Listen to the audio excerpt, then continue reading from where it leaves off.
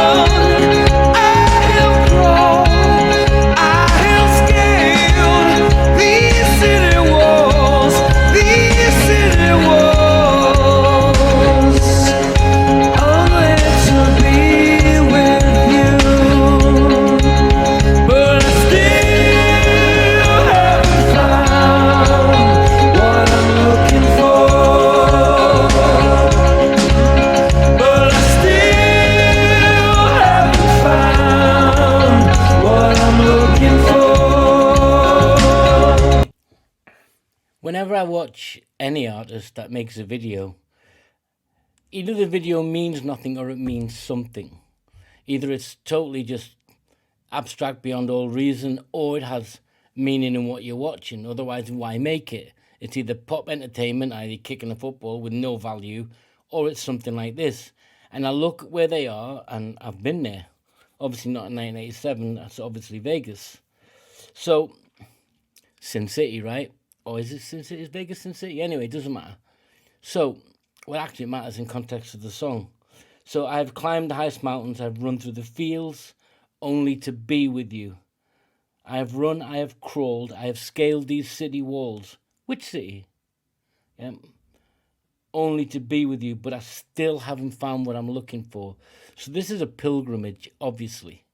Yeah, that's the first thing I can say.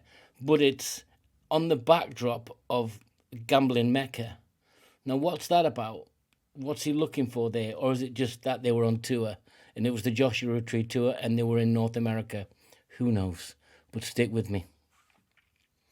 Oh, and the Edge has got a hat better than mine and more hair than me. I think we're both equal now, though. I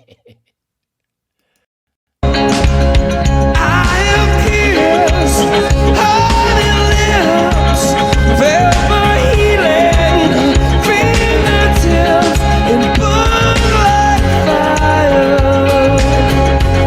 This burning desire, I have smoked with eternal angels. I have held the hand of a devil who was one.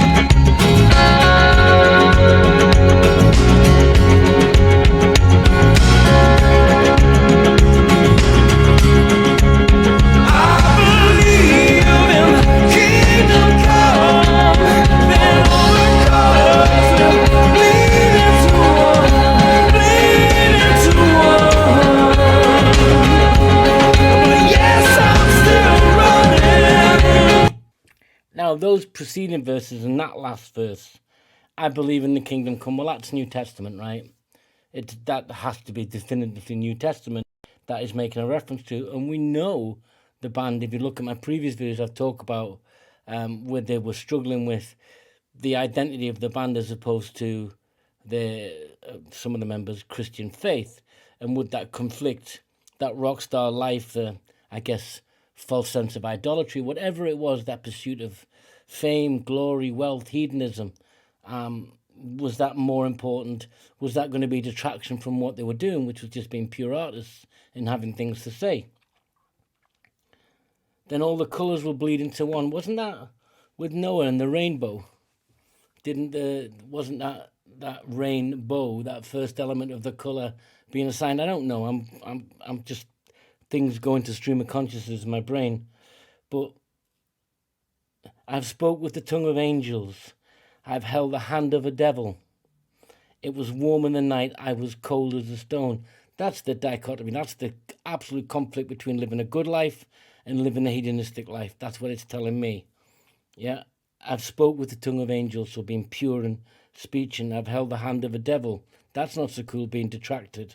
That's definitely that drawn towards what they would perceive as sin. It was warm in the night, but I was as cold as a stone. So absolutely stone cold lack of a feeling based on at times of dealing with the devil. Yeah, but he still hasn't found what he's looking for. It's definitely a pilgrimage, which is kind of that whole, we'll come to that, where this other influences you can draw from this band and where you can see it in literature also.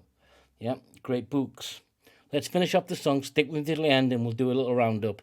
Please, guys, stick with me. Don't leave because you're bored. And if you're bored, then I've not done enough to keep you here. Let's carry on.